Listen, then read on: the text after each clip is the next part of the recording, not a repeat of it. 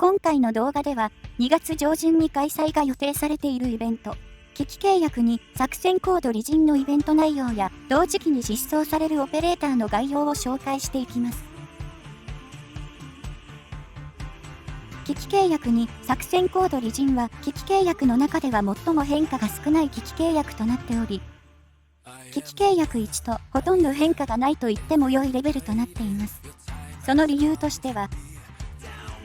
機器契約ベータから0のような大幅な変更や、0から1のような勲章システムの実装などのシステムの改変は存在せず、また常設ステージは変更されるものの、前回の常設ステージだった鬼鉄の峡谷がデイリーステージ入りするという変更はありますが、武器庫東のような新規デイリーステージはなく、実質的には今回新たに実装されるステージは一つのみとなっているためです。このような非常に小規模な変更しか加えられなかった機器契約は後にも先にもこの機器契約2のみとなっており、機器契約2が最も簡単な機器契約と大陸にて評価されている理由の一つでもあります。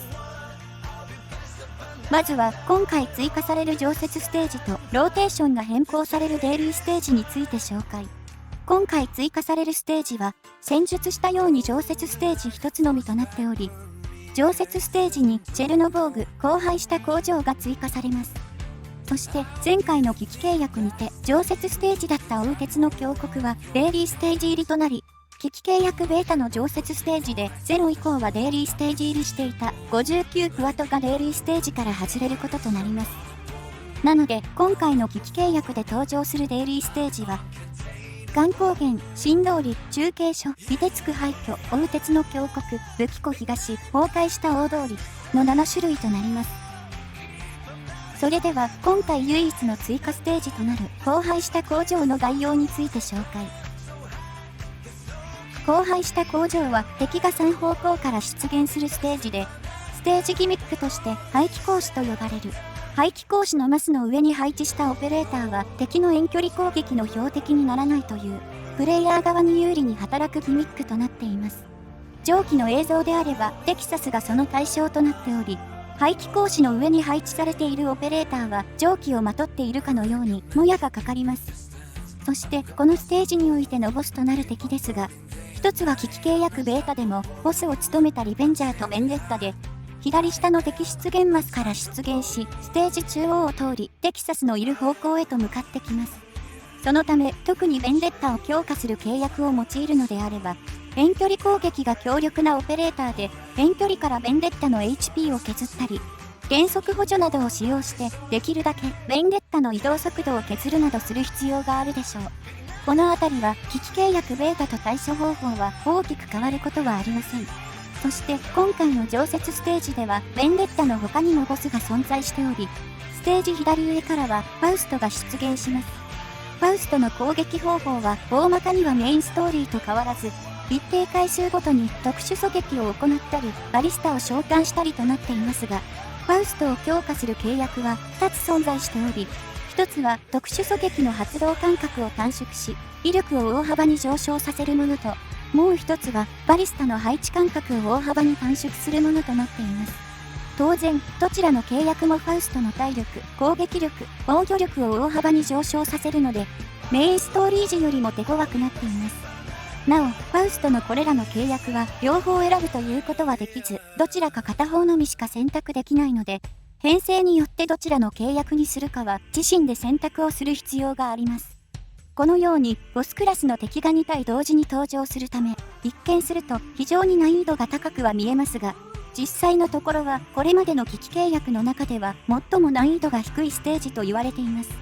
理由としては、前回の大鉄の峡谷のクラウンスレイヤーやゴースト隊長のようなすり抜けを使用してくる敵が移動速度の遅いファウストしかいないということや、プレイヤーに有利に働く排気格子というギミック、カウントさえしていれば高速再配置で処理できる特殊狙撃、ベンデッタも最大まで強化していなければエイアフィアトラのイラプションでほとんど削り切ることができるなど、通常ステージよりかは難易度が高いものの、前回の機器契約よりかは大幅に難易度が緩和されています。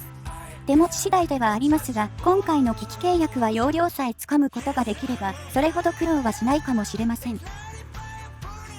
では今回の機器契約においてはどのオペレーターが活躍するのか、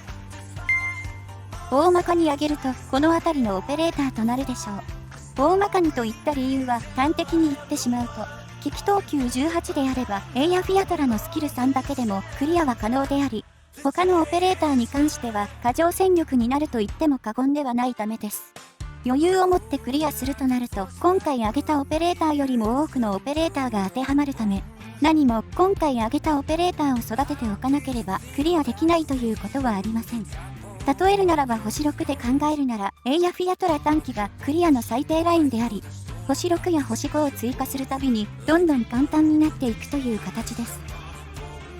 以上が機器契約2にて新たに実装されるステージ、荒廃した工場の大まかな概要となります。続いて、機器契約2にて入手することができるコーデやオペレーター、素材を紹介。カメラマンのシーンおよび撮影サポートロボットのレンズです。どうぞよろしくお願いします。はじめまして。機器契約2では新たなオペレーターとして補助オペレーターシーンを入手することができます。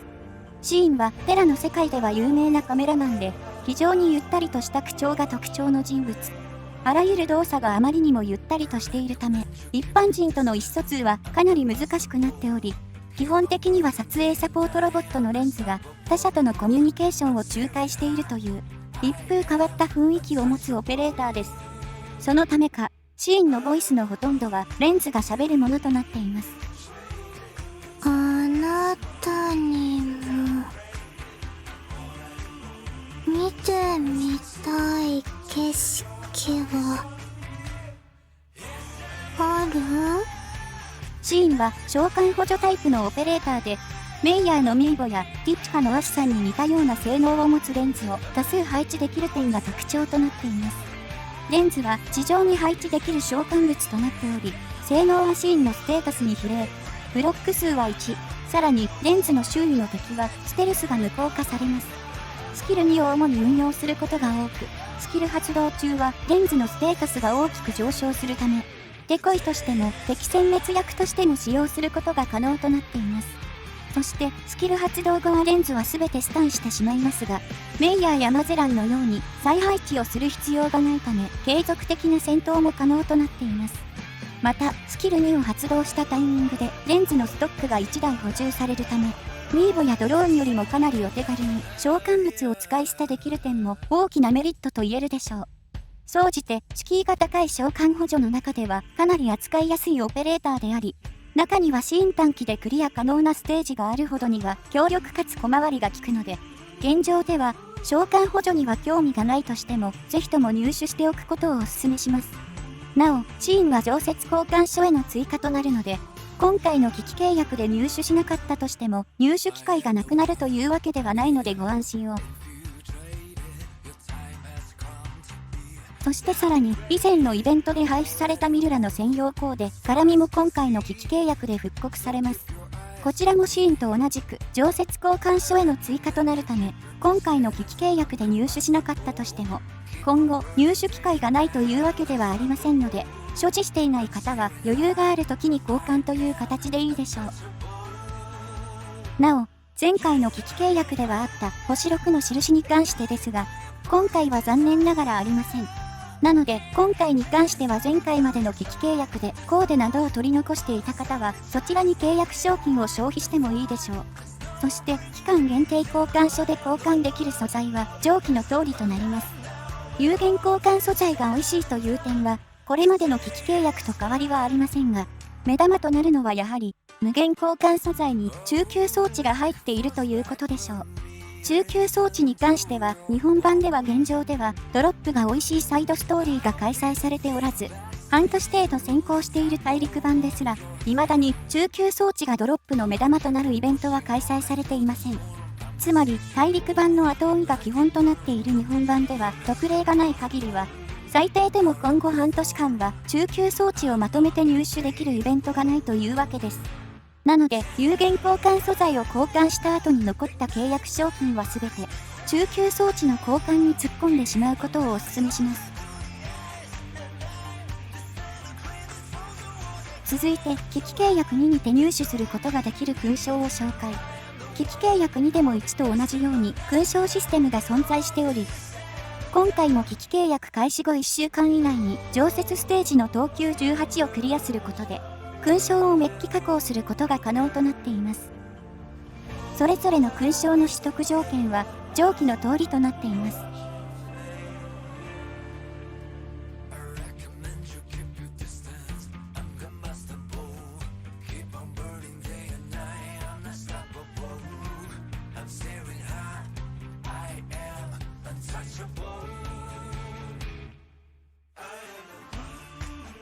以上が機器契約2にて獲得することができる勲章となります。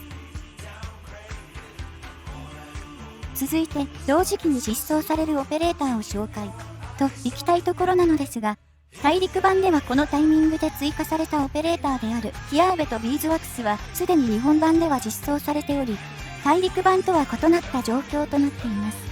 また、今後のイベントから引っ張ってこれるようなめぼしいオペレーターは存在しておらず、今回は新規のガチャオペレーターの実装はない空白期間になるものと予想されます。では、スカウトに関しては一切の更新がないのかと言われると、そうとも言い切れず、大陸版では1周年の際に開催された一方で、日本版ではスルーされた連合作戦が代わりに開催されるかもしれません。連合作戦は、星5以上のオペレーターは特定のオペレーターしか排出されないというもので、星6はブレイズ、サリア、モスティマ、ヘラクのみが、星5はニアール、ファイヤーウォッチ、グレイスロート、イグゼキュター、グラウコスのみが排出されます。これらのオペレーターの中で欲しいオペレーターがいるのであれば、回してみるのもいいかもしれません。逆に、すでに所持していたり、特に必要性が感じられないのであれば、スカウト回数はスタンダードスカウトと連動しているので、スルーすることを推奨します。以上が同時期に実装される可能性があるオペレーターも問い、同時期に開催される可能性があるスカウトの紹介となります。続いて、同時期に実装される可能性がある新規専用コーデを紹介。今回実装される可能性がある新規専用コーデは、ニアール、ロープの2人となっており、今回も季節外れではありますが、どちらも水着コーデとなっています。それでは順番に一つずつ紹介をしていきます。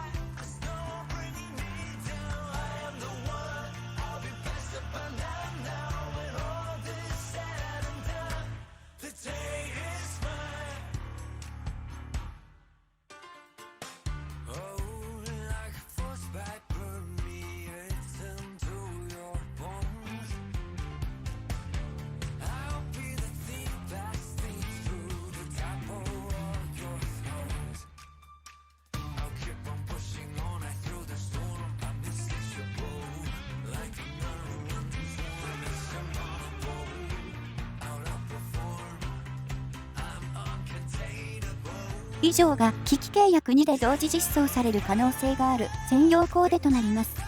なお、同時期には新企画シリーズ人事工務室の販売が開始される可能性があるので、気になる方は家具パーツの貯蓄をしておきましょう。